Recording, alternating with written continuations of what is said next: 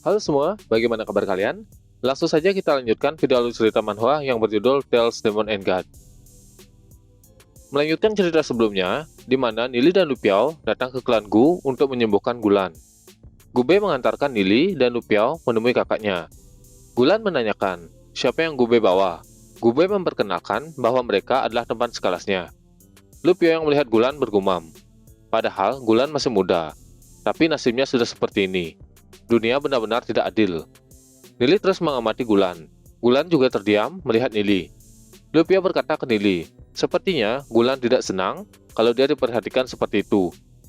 Nili mengatakan, kalau Gulan tidak mengidap penyakit apapun. Dia juga tidak memiliki kelainan Qi. Nili mengatakan, kalau dia diracun. Mendengar itu, Gube pun terkejut. Gube menegaskan kembali tentang perkataan Nili. Nili pun meyakinkan kalau kakaknya memang diracun. Gube menjadi kesal. Dia berkata, sudah banyak tabib yang memeriksa kakaknya, tapi kenapa tidak ada yang menyadarinya?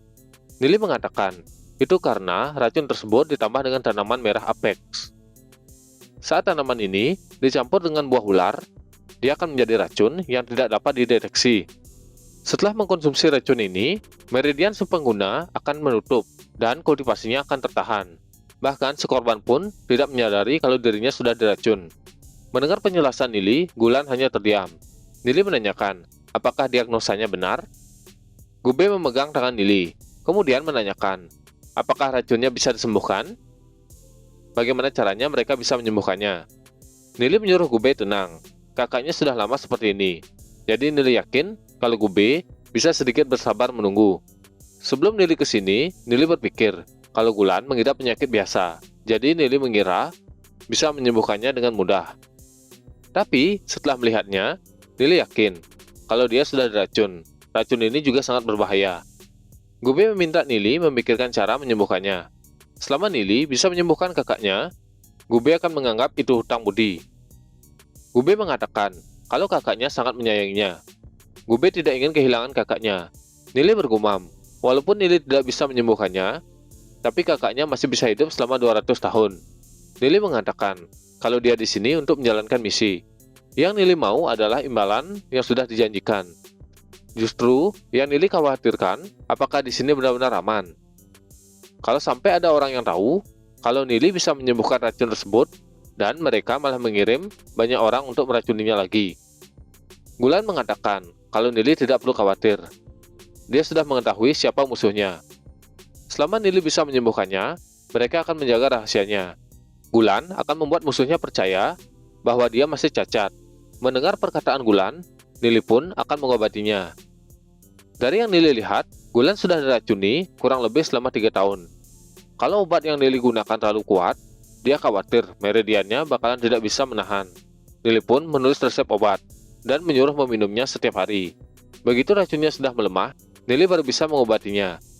Nili pun memberikan resep obat ke Gube. Gube sangat senang. Dia langsung membeli bahan-bahannya. Lupiao berkata ke Nili, apa tanaman obat di dalam reruntuhan drakonik sama dengan di dunia asal mereka? Atau Nili menulis hal lain? Nili menjawab, kalau nama obatnya sama. Setelah Nili mempelajari gejalanya, Nili sangat yakin bisa menyembuhkannya. Nili menoleh ke Gulan. Gulan pun berterima kasih ke Nili. Beberapa saat mereka semua terdiam, sambil menunggu Gube datang dari membeli bahan obat. Mereka bertiga saling memandang. Lupiao bergumam, tidak ada topik yang bisa dibahas. Suasana ini benar-benar canggung. Kemudian Gulan menanyakan asal Nili dan Lupiao. Nili menjawab kalau mereka berasal dari dunia kecil. Gulan mengatakan, saat dia masih kecil, dia juga memiliki seorang guru yang berasal dari dunia kecil. Nili pun menanyakan siapa nama gurunya tersebut. Gulan menjawab, kalau gurunya tidak pernah memberitahu nama aslinya, dan selalu menghilang. Bahkan, sudah 5 tahun saat terakhir dia muncul.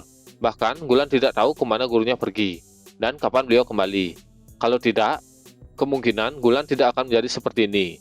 Gulan hanya tahu kalau kultivasinya sangat kuat. Bahkan, seorang ahli tingkat 5 ancestor tidak ada apa-apa baginya. Nili berkata, dia tidak tahu kalau dunia kecil memiliki seorang legenda seperti itu. Nili merasa hal itu sangat disayangkan. Bahkan, Gulan tidak mengetahui namanya. Nili jadi ingin bertemu dengan ahli tersebut. Terdengar suara langkah kaki yang mendekat. Itu adalah Gube. Dia sudah kembali dari membeli bahan obat. dia sangat tergesa-gesa dan hampir menjatuhkan obatnya.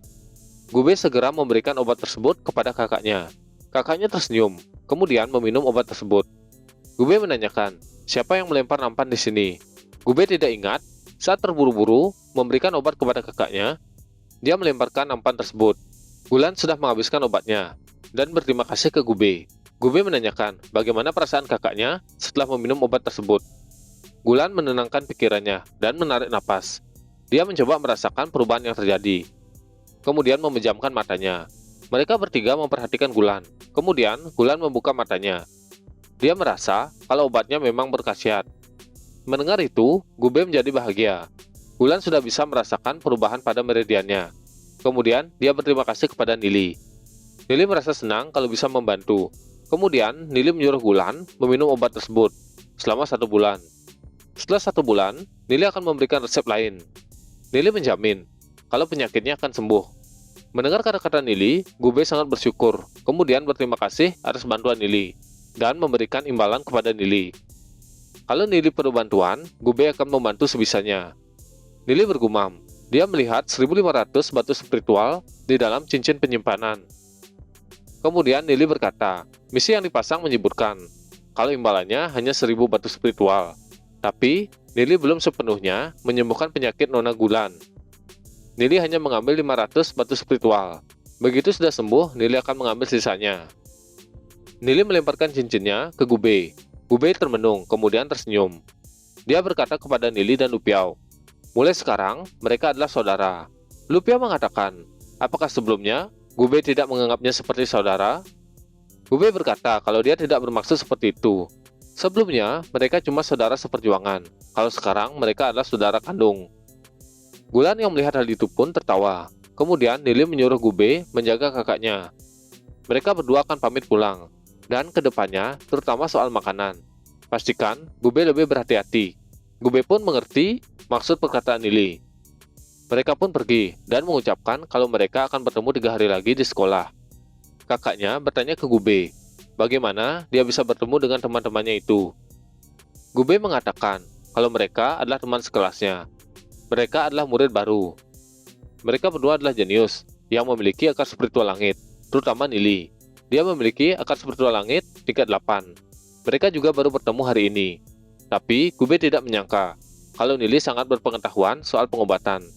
Padahal para tabib yang memeriksa sebelumnya tidak bisa mendiagnosa kakaknya.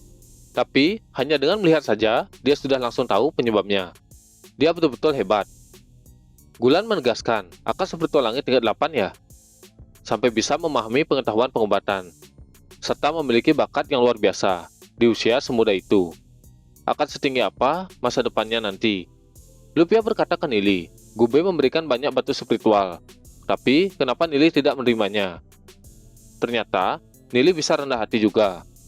Nili menjawab, seorang laki-laki suka akan kekayaan, tapi mereka harus bijaksana. Gube sangat dekat dengan kakaknya, dan kemungkinan batu spiritual itu adalah seluruh kekayaannya. Untuk sekarang, 500 batu spiritual sudah cukup untuk mereka berdua. Lupiao berkata, murid yang memiliki akar spiritual langit saja cuma bisa mendapatkan 5 batu spiritual setiap bulannya. Tapi, mereka berdua sudah mendapatkan 500 batu spiritual. Kemungkinan, si Gube itu mempunyai 1.000 lagi. Dia benar-benar anak yang sangat kaya. Nili akan memberikan Lupiao 100 batu spiritual untuk berlatih. Dan gunakan itu dengan bijak. Jangan menggunakannya untuk hal lain. Berpindah ke kediaman Nili, dia melihat Xiaoyu yang sedang mencari sesuatu. Kemudian, Nili menanyakan apa yang sedang dilakukan oleh Xiaoyu. Xiaoyu berbalik. Dia mengatakan kalau dia sedang mencari mereka berdua dan menanyakan kemana saja mereka berdua. Apakah mereka baik-baik saja? Nili mengatakan kalau mereka berdua baik-baik saja. Mereka berdua hanya pergi jalan-jalan dan berhasil mendapatkan beberapa batu spiritual. Nili melemparkan sekantong batu spiritual ke Xiaoyu, kemudian bergumam. Walaupun Nili belum lama mengenal Xiaoyu, tapi dia sudah mengurus Nili dan Lupiao. Dengan ini, Nili membalas kebaikannya. Xiaoyu pun menghitung batu spiritual yang diberikan oleh Nili. Dia menanyakan dari mana Nili mendapatkannya. Batu spiritual sebanyak ini. Xiaoyu tidak bisa menerimanya. Nili bergumam, meskipun Xiaoyu agak aneh, tapi dia teman yang baik. Lupiao menepuk pundak Xiaoyu. Dia berkata, Santai saja. Bukankah mereka ini saudara? Toh mereka memiliki 500 batu spiritual. Xiaoyu berpaling dan mengatakan, tetap saja, kalau itu terlalu banyak. Xiaoyu tidak bisa menerimanya. Ketika Xiaoyu ingin mengembalikan batu spiritual ke Nili, Nili menghentikannya dan mengatakan, sebaiknya Xiaoyu mengambilnya.